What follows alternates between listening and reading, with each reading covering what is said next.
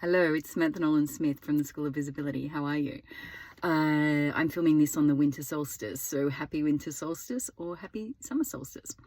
I just wanted to talk quickly about one of the things that I found difficult as a strategic thinker in the early days and, many years through running the business was a lot of marketing advice focuses on tactics. So it focuses on list building, for example, and then gives you strategies for list building, but it doesn't put it in a sort of broader context. So I was always it was like I was doing a puzzle, but I didn't know what the picture was of the puzzle.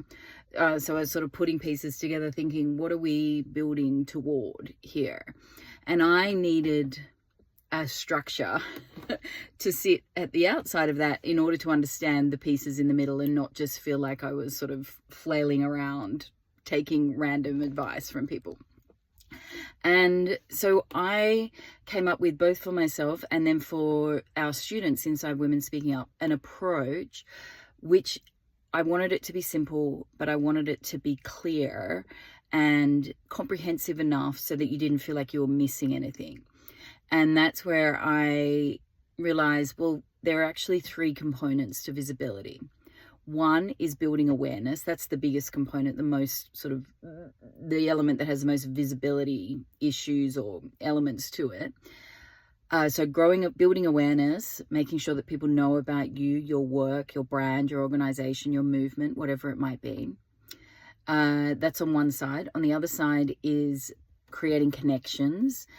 So there's one thing for people to know you exist. There's another thing for them to feel connected to your brand or your business. And then in the middle is communicating value. And that's about, do people understand the value of the work that you offer or the value of the product that you have to sell?